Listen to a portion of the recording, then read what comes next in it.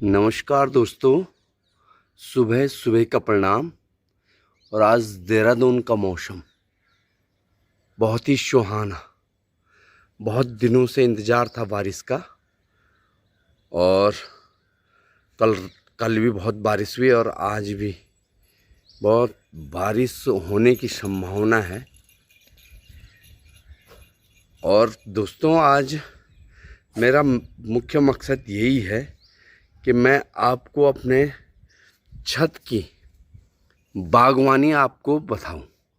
हमारी छत में बागवानी कैसी की जाती है इसको बताता हूँ। हमारी धर्मपत्नी जी ने बहुत मेहनत की है। ये आप देख रहे होंगे शिमला मिर्च, ये छत में इन गमलों में लगाई गई है। ये बैंगन है और इसमें भी ये बड़े बड़े बैंगन लगे हुए हैं। ये अगर देख पा रहे होंगे आप, ये बैंगन है। तो छत में भी आप बहुत सुंदर क्यारी कर सकते हैं। तो छत में इन्होंने अधिकतर बैंगन और ये मिर्चा को देख रहे होंगे। ये देखो, बैंगन भी बहुत हो रखे हैं। ये हरी मिर्च जो कि बिल्कुल अब लाल हो चुकी है। और ये देखो शिमला मिर्च, ये शिमला मिर्च है। क्या सुंदर, मतलब सुबह सुबह उठो और ताज़ी सब्जी निकालो और सुबह का नाश्ता तैयार। ये शिमला मिर्च देखो, ये देख लो। तो सुंदर बागवानी जो है यहाँ पे छत पे की गई है। सुंदर सी बागवानी। और इस सुंदर बागवानी के साथ आज का मौसम भी आप देख रहे होंगे, क्या सुहाना हो रखा है। गर्मी से बहुत बेहाल हो गए थे। ये देखो दोस्तों, इधर भी अगर मैं आपको दिखाऊं, ये बैंगन लगे हुए हैं। तो आज तो बैंगन का भरता ही हमारा बनेगा। और ये वाली मिर्च, ये वाली को मर्चा है, ये मर्च को छोटी वाली मिर्चा है, ये देख लो। और इस समय बैंगन और शिमला मिर्च की सबसे अधिक पैदावार है। तो ये कद्दू की बेल है और बस धीरे धीरे ये बढ़ रही है, देखते हैं। और यहाँ पे मैं अगर आपको दिखाऊं तो ये मिर्च वो लगा रखे हैं पौध। ये मिर्चों की पौध यहाँ फिर लगा रखी है और फिर इन मिर्चों को निकाल करके फिर अलग से रोपे जाएंगे। ये देख लो, ये मिर्च लगी हुई है, पौध बड़े हो रहे हैं मिर्च के। और यहाँ पे मिर्चों का भी संग्रहालय किया गया है, मतलब पौधों को यहाँ पे बीज बोए गए और यहाँ से अब निकाले जाएंगे। और अगर मैं इधर नज़र दौड़ाऊँ आपकी, तो ये अमरूद भी लगा रखा है यहाँ पे।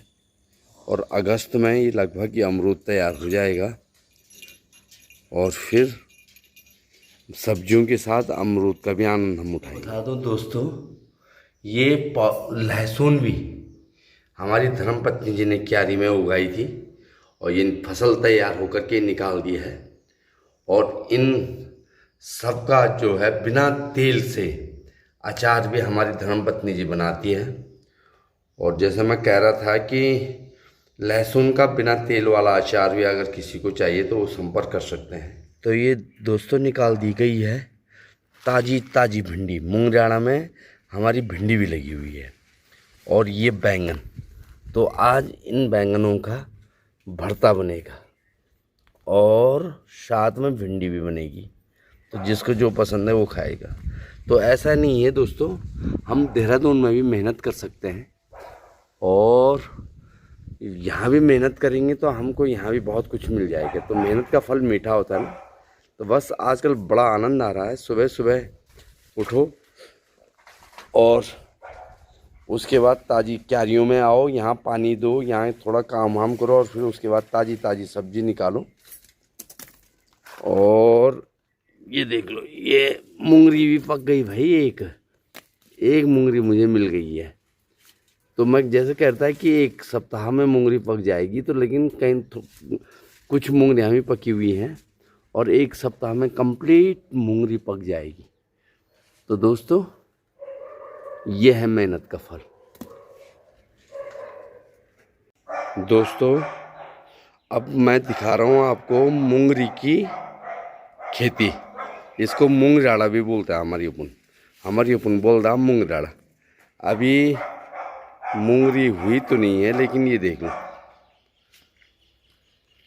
तो बैंगन शिमला मिर्च की क्यारी तो छत में है, लेकिन ये मूंगरी की पैदावार, मक्की जिसको बोलते हैं हम भुट्टा, वो यहाँ पे तैयार है।